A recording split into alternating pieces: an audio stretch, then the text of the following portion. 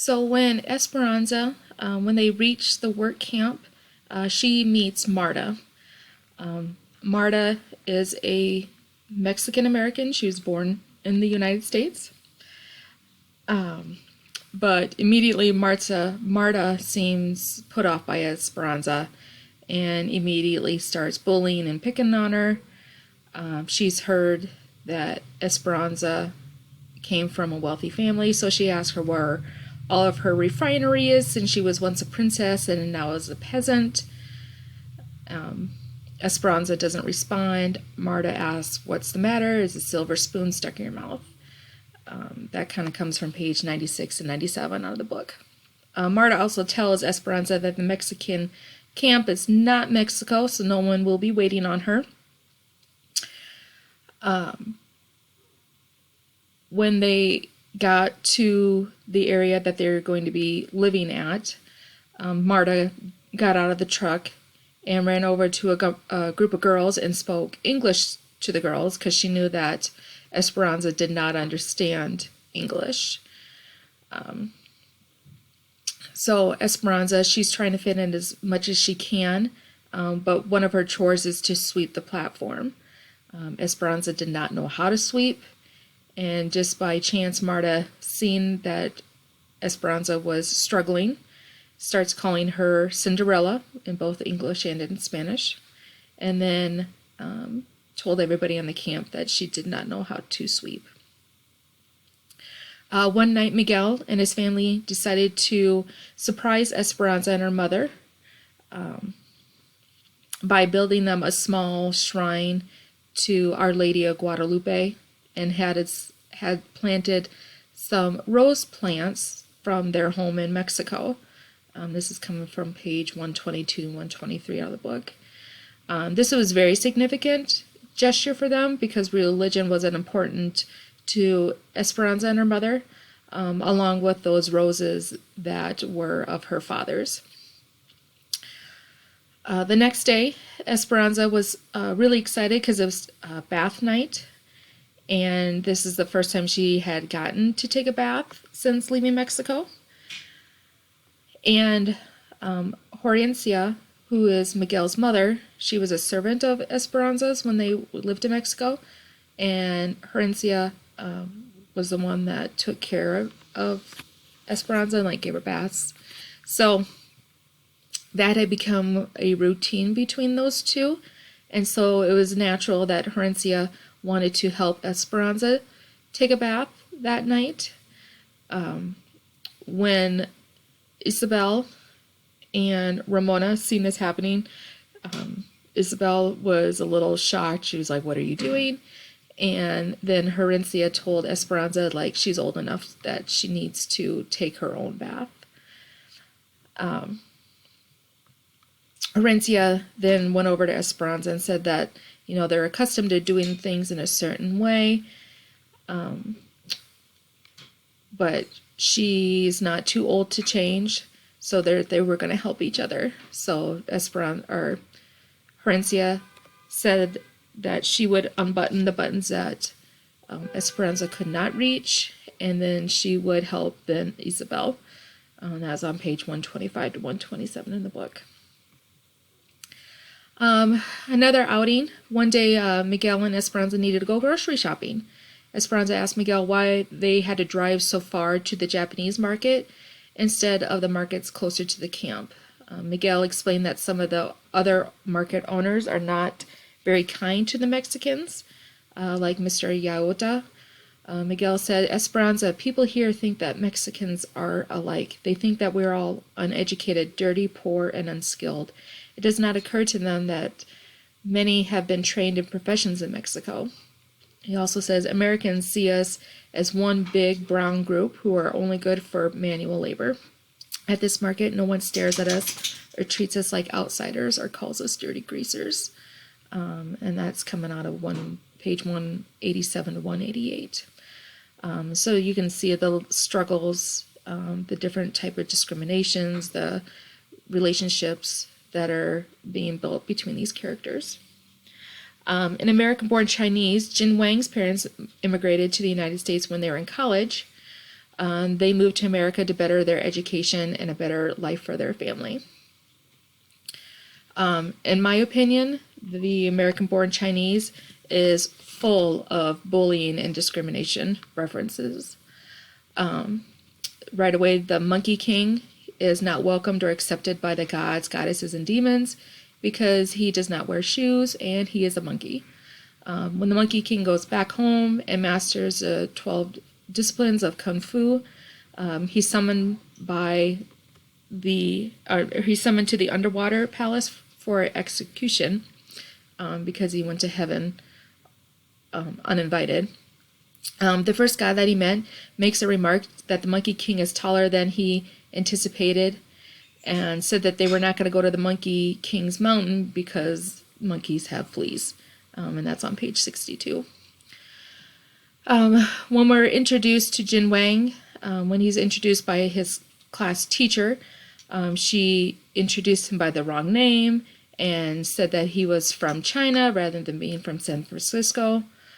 Then right away, one of the students said that Chinese people eat dogs, and instead of the teacher reprimanding or telling the student, no, that's not true, she made the comment that his family probably stopped eating dogs prior to coming to America. And that's on page 30 and 31. Excuse me. After Christmas break, a new student, Wei Chen's son, was introduced to the class in the same way. They introduced him with the wrong name, saying that he was from the wrong country, and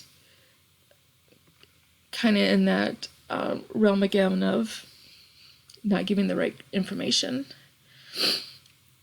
Then Wei Chen tried to talk to Jin during lunch in Chinese, and Jin told him that in America they speak English, but Wei Chen's English was not very good, so he was struggling speaking to him in English.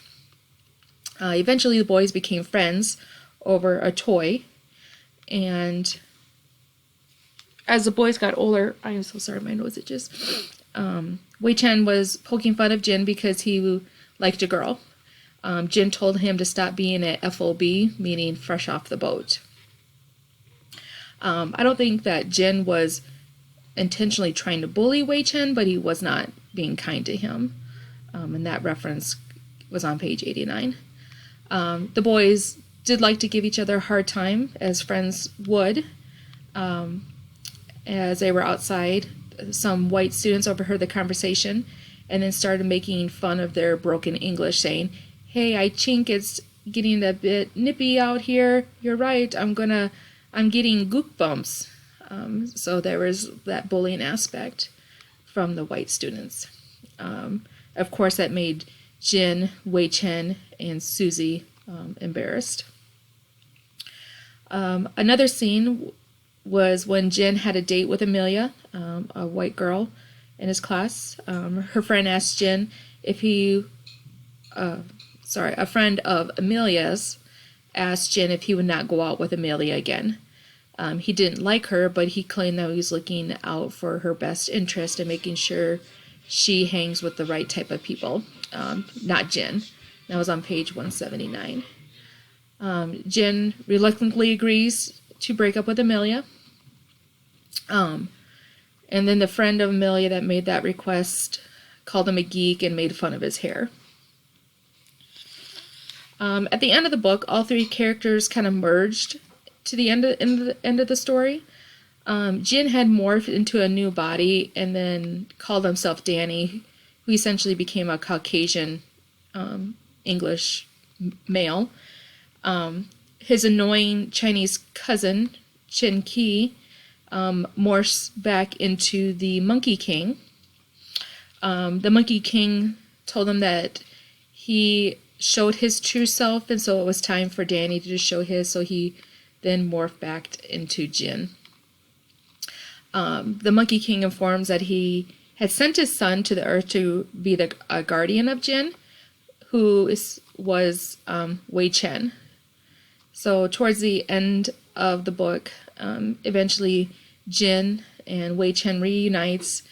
Jin apologizes for his behavior, And then they resolve their differences over a pearl milk tea, which I'm assuming is some sort of a Asian drink. I probably learned the most about diversity from the book American Born Chinese. The teachers that introduced the boys saying the wrong names, the wrong places that they were from, was a little bit disheartening. The teachers should have learned more about the students before introducing them to the whole class. They should also have asked Jin and Wei Chen like how to correctly pronounce their names before introducing them to the class as well. I was also offended that the teacher eventually went with the stereotype that Chinese people eat dogs. Stereotypes are discrimination and they have no place in a classroom. I felt really sad for Jin and his desire to be white like the other students in his class. I would never want a student to wish to be someone that they are not. I want people to be proud of who they are, where they come from, no matter what their differences are. I also want them to bring their differences to the classroom, share them with others, and create an inclusive environment. Esperanza Rising was a really well-written book about the hardships that Mexicans faced when they came to work in America. The characters of the book showed many different sides of immigrants. Esperanza was a character that did not want to leave her home and give up the life that she had in Mexico, but she did for the sake of her mother. She valued her customs of her life in Mexico and was reluctant to give up those things to take on the culture norms in America. Ramona was willing to leave her life in Mexico in order to stay with her daughter and give her daughter the best life she possibly could. We had Miguel that worked really hard in Mexico and was willing to work just as hard as America as well. He was looking forward to the job opportunities and eventually having his dream job of working on the railroad. Isabel valued her heritage, but she was also excited to work on an education and learn English. We had Marta. She seemed bitter about her heritage. Her father was killed in the Mexican Revolution, so she definitely felt this anger towards Mexican landowners.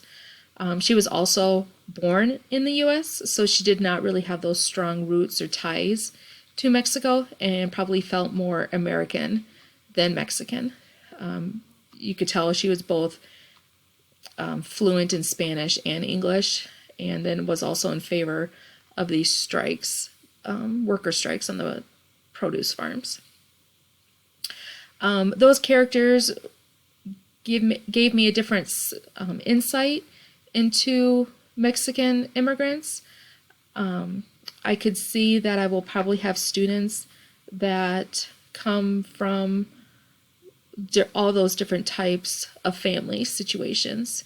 The class or the school I'm going to be working at this fall, my ESL students will I think all be of Hispanics or Mexican families. So I'm assuming that my students are going to be a mixture of the characters from Esperanza Rising.